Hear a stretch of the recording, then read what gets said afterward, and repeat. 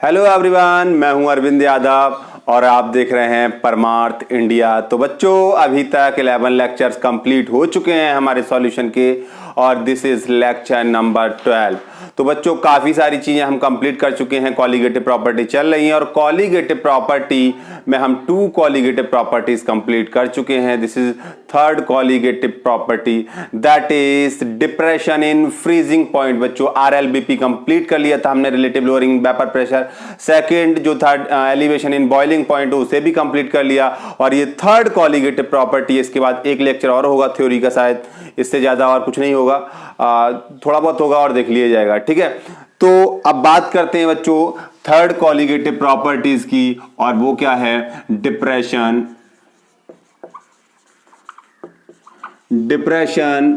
इन freezing point.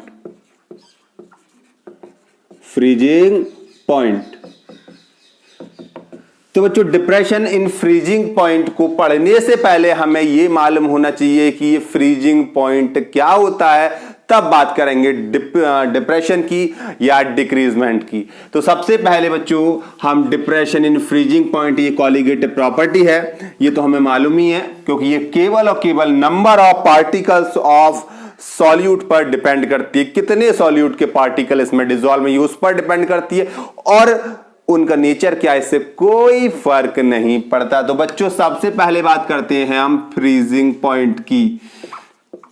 क्या बच्चों? Freezing point. तो बच्चों, फ्रीजिंग पॉइंट क्या होता है? सपोज दैट अगर हम बात करते हैं, हमारे पास एक सॉल्वेंट है, वाटर, ओके, और वाटर को हमने आइस में कन्वर्ट कर दिया। यहां से लेके यहां तक की जर्नी में हम एक बात समझ लें कि वाटर क्या है? लिक्विड, और इस लिक्विड को हमने सॉलिड में कन्वर्ट किया है। ये वाटर जो है आइस में कन्वर्ट कब हुआ होगा? यानी ये जो वाटर है, ओके कुछ नहीं है, ये जो वाटर है वो आइस में कन्वर्ट कब हुआ होगा? सबसे पहले ये देखिए कि जो लिक्विड है, यानी वाटर का जो वेपर प्रेशर है, वो वेपर प्रेशर टेम्परेचर बढ़ाने पर बढ़ता है, और टेम्परेचर कम करने पर वेपर प्रेशर क्या होता है? कम होता है। तो हमने क्या काम किया? वाटर को ठंडा करते गए टाइम ऐसा आ गया कि इसका वेपर प्रेशर बहुत कम हो गया, और इतना कम हो गया जितना कि आइस का वेपर प्रेशर होता है। यानी मैं कहूं, vapour pressure of the liquid phase becomes equal to the vapour pressure of solid phase. क्या होता है बच्चों? अब फ्रीजिंग पॉइंट की डेफिनेशन क्या हो गई बच्चों? The temperature at which the vapor pressure of liquid phase becomes equal to the vapor pressure of solid phase।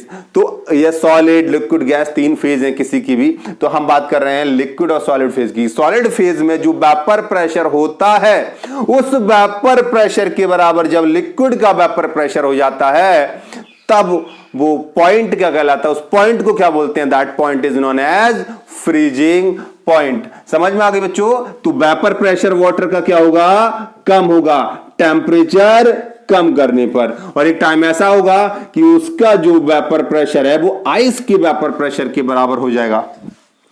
एक चीज और क्लियर कर लूं बच्चों, एक बात मत सोचना कि आइस है तो आइस तोड़ेगी, थोड़ी नहीं बेटा, वेपोराइजेशन हमेशा होता रहता है। तो वेपर प्रेशर थोड़ा तो होगा, मैं ये नहीं कर रहा बहुत ज्यादा होगा, पर कुछ तो होगा, समझ रहे हैं? तो उसके बराबर जब वाटर का वेपर प्रेशर हो जाएगा, तो उस पॉइंट को क्या बोलेंगे बेटा?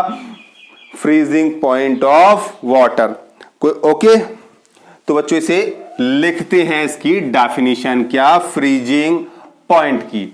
डिप्रेशन इन फ्रीजिंग पॉइंट, ऊपर हेडिंग पढ़िए, और यहां पर सब हेडिंग कौन सी होगी? Freezing point. क्या बच्चों? The temperature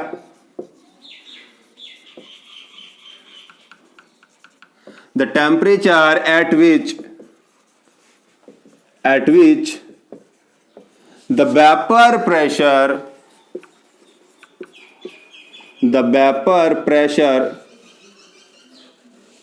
pressure of liquid phase becomes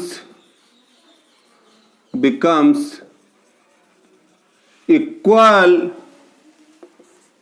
to the vapor pressure, क्या बच्चों, vapour pressure of solid phase, क्या बच्चों, the temperature on known as the temperature is known as freezing point, freezing point। तो बच्चों ये हो गई डेफिनेशन। क्या हो गई बच्चों, the temperature at which the vapour pressure of liquid phase becomes equal to the vapor pressure of solid phase, the temperature is known as freezing point। Okay बच्चों, तो ये बात हो गई फ्रीजिंग पॉइंट की। अब बात करिए बच्चों, ये फ्रीजिंग पॉइंट की बात होगी। फ्रीजिंग पॉइंट की बात आप देखते हैं कि डिप्रेशन इन फ्रीजिंग पॉइंट क्या होता है, डिप्रेशन क्या होता है, उसे समझिए बच्चों। तो सबसे पहले हमें एक बात तो मालूम है बच्चों, जैसे हमने पीछे पढ़ा था कि नॉन वॉलेटाइल सॉल्यूट को ऐड किया था तो वहां पर वेपर प्रेशर क्या होगा, गड़बड़ होगा, वेपर प्रेशर क्या हो जाता है, कम हो जाता है, तो वहां बॉइलिंग पॉइंट बढ़ रहा था। यहां पर क्या होता है, जैसे ही आप नॉन वॉलेटाइल सॉल्यूट को ऐड करते हैं किसी भी प्योर सॉल्वेंट में, तो क्या होता है बच्चों, जो फ्रीजिंग पॉइंट है वो डिक्रीज हो जाता है, डिप्रेशन हो जाता है उसमें। तो बच्चों उसी को क्या बोलते हैं, डिप्रेशन इन फ्रीजिंग पॉइंट। तो सपोज दैट यहां लिखते हैं on addition of non volatile solute, on addition of non volatile solute, तो क्या होता है बच्चों, फ्रीजिंग पॉइंट डिक्रीजेस।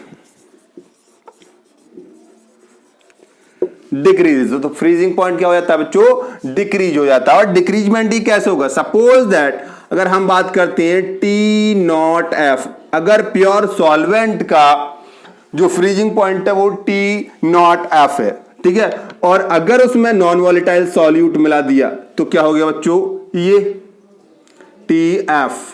तो ये पहले था ये बात का, ये तो और कम हो गया, ये ज्यादा है, तो इन दोनों का जो डिफरेंस है उसी को क्या बोलते हैं बच्चों, डेल्टा TF।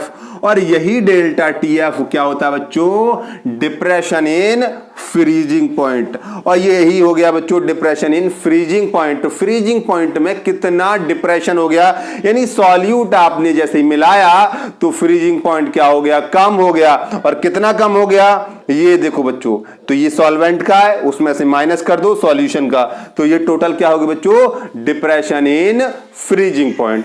आई होप आप समझ गए होंगे। अब बच्चों यहां पर कैलकुलेशन से हमें मालूम पड़ा कि जो डेल्टा TF है वो डायरेक्टली प्रोपोर्शनल होता है कैपिटल M और स्मॉल m। और स्मॉल m क्या होता है बच्चों, मोलैलिटी। यानी कहने का मतलब यह है कि नंबर ऑफ पार्टिकल पर डिपेंड करता है कितने पार्टिकल उसमें डिसॉल्व हुए हैं। तो बच्चों यहां पर अगर प्रोपोर्शनैलिटी हम साइन हटाएंगे तो यहां पर क्या आ जाएगा, एक कांस्टेंट, और उसे हमने KF लिख दिया। क्यों बच्चों, F से फ्रीजिंग। तो ये फॉर्मूला निकल के आया बच्चों क्या, कि जितना डिप्रेशन होगा फ्रीजिंग पॉइंट में वो KF और इंटू M के बराबर होगा। अब बात करते हैं कि अगर डेफिनेशन की बात कर ली जाए बच्चों, कि अगर KF की डेफिनेशन क्या होती है, तो अगर suppose that if M equals to 1, यानी मोलैलिटी 1 कर दी जाए तो क्या होगा बच्चों, डेल्टा TF क्या हो जाएगा, KF के बराबर हो जाए। क्यों, M हो गया 1। तो अब ये देखिए बच्चों, ये क्या हो गया, अगर मोलैलिटी किसी भी सॉल्यूशन की 1 कर दी जाए तो वहां पर depression in freezing point KF के बराबर हो जाता है।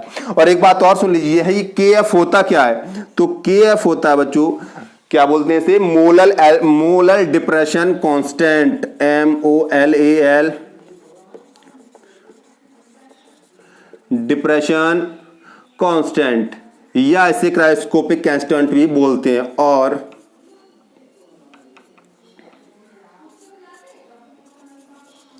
स्कोपिक कांस्टेंट। क्रायोस्कोपिक कांस्टेंट या मोलर डिप्रेशन कांस्टेंट बोलते हैं। तो यहां पर क्या हो गया बच्चों, तो यहां पर मैं लिखता हूं इसकी डेफिनेशन, मोलर डिप्रेशन कांस्टेंट। अगर इसकी डेफिनेशन हम लिखने लगे तो क्या लिखेंगे बच्चों कि this is the depression in freezing point which occurs on addition of 1 mole non volatile solute in 1 kg of solvent. तो यहां पर क्या है बच्चों, it is depression in freezing point क्या बच्चों, which occurs on addition of 1 mole non volatile solute in 1 kg or 1000 grams of solvent। समझ गए बच्चों। तो ये क्या है, वो डिप्रेशन है जो 1 मोल यानी 1 मोल नॉन वोलेटाइल सॉल्यूट को 1 kg सॉल्वेंट में मिलाने पर आता है। तो बात समझ में आ गई फ्रीजिंग पॉइंट की डेफिनेशन क्या होती है, ये क्या होता है, वो क्या होता है, यानी मोलर डिप्रेशन कांस्टेंट क्या होता है, ये सारी बातें आपकी समझ में आ गई होंगी और इसे नोट कीजिए। अब आगे बात हम बाद में करते हैं। अभी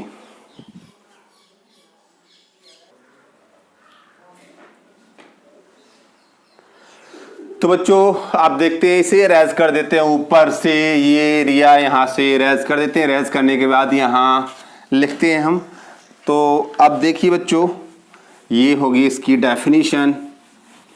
ओके, अब बच्चों यहां से एक चीज समझिए कि ये जो मोलैलिटी है इसे इस तरीके से भी लिख सकते हैं सिंप्लीफाई करके, delta T F equals to K F.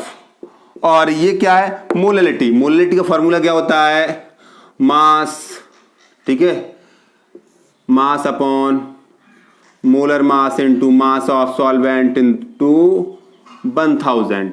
अगर ये किसमें, ग्राम में, तो इस तरीके से भी क्या है, ये फॉर्मूला लिखा जा सकता है। कोई problem, delta T F equals to K F, और ये हो जाएगा बच्चों W mass of the solute into 1000 mass of the molar mass of the, ये मोलर मास हो गया सॉल्यूट का, ये मास हो गया सॉल्वेंट का। कोई प्रॉब्लम। तो अब क्या है बच्चों, अगर कभी कभी ये बात आ जाती है कि के एफ की वैल्यू क्या होगी, ठीक है, तो यहां लिख लेते हैं बच्चों, द वैल्यू ऑफ के एफ can be calculated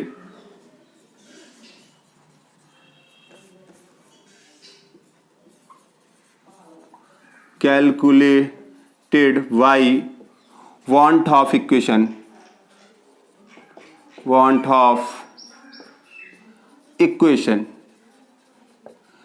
बच्चों इक्वेशन क्या होती है, के एफ इक्वल्स टू, यहां पर क्या हो जाएगा बच्चों, R T not F square upon, यहां जाएगा बच्चों 1000 इंटू एल एफ।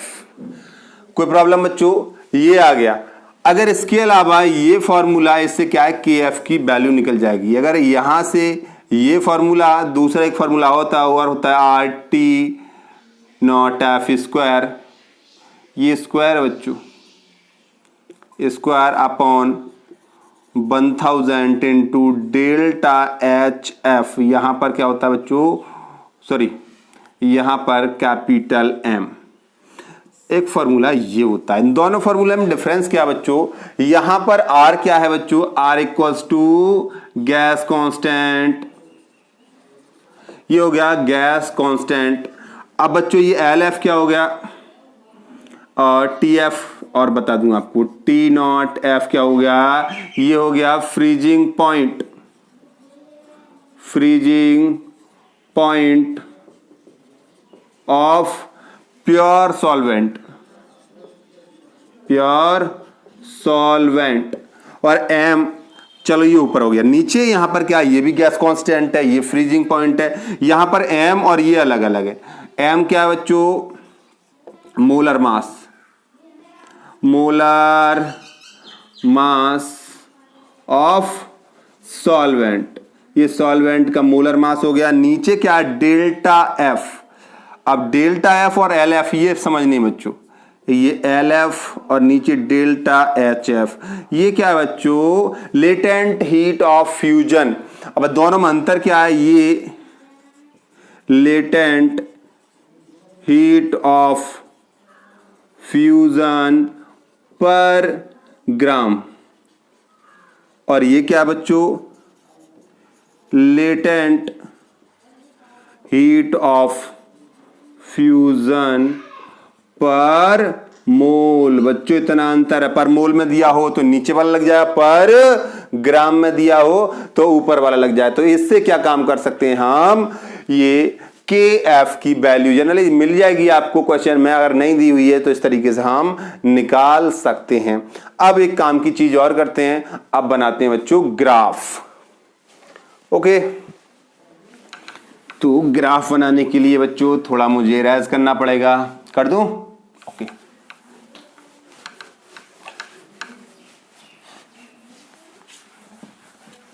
तो बच्चों अब ग्राफ बनाते हैं। तो ग्राफ पहले भी बनाया, आप भी बनाते हैं ग्राफ।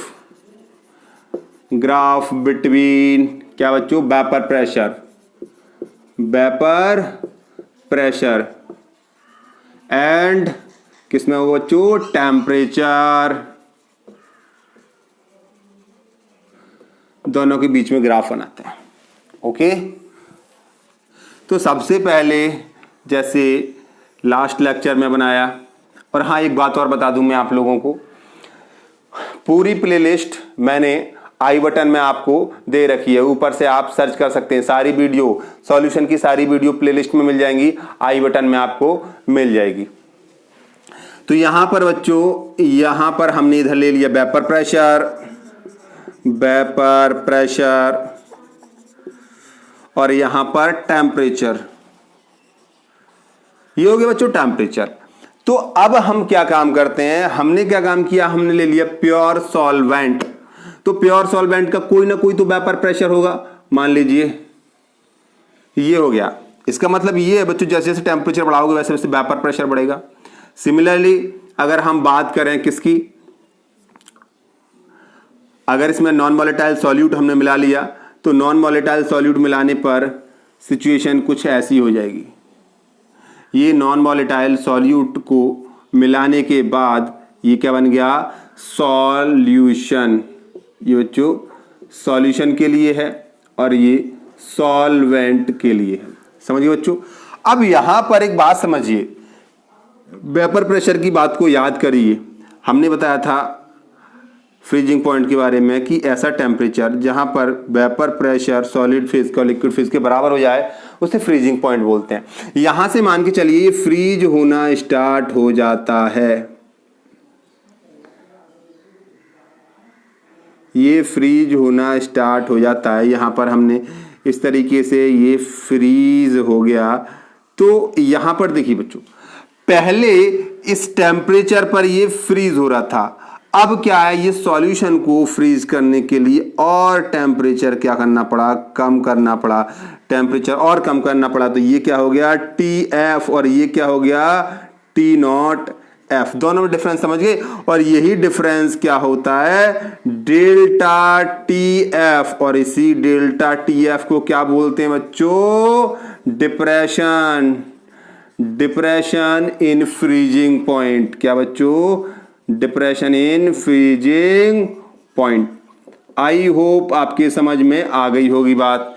तो यही डिप्रेशन पहले यहां पर इस जगह, तो ये क्या है बच्चों, ये तब की बात है जब ये क्या है, सॉलिड में कन्वर्ट हो जाता है, frozen state, frozen state of solvent.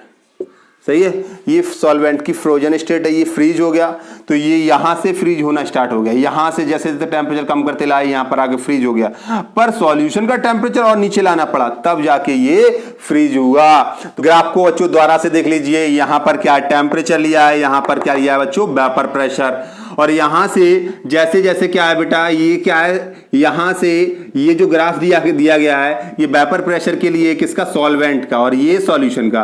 तो यहां से अगर टेम्परेचर कम करते लाए और यहां पर आके ये फ्रीज हो गया। सिमिलरली अगर सॉल्यूशन के साथ किया तो नीचे आते आते ये यहां पर आके फ्रीज हो गया। तो यहां पर इनका जो फ्रीजिंग पॉइंट है वो प्योर किसका है, प्योर सॉल्वेंट का, वो तो ये है, और ये सॉल्यूशन का है। तो इनके बीच का डिफरेंस डेल्टा टीएफ, ये हो गया डिप्रेशन इन फ्रीजिंग पॉइंट।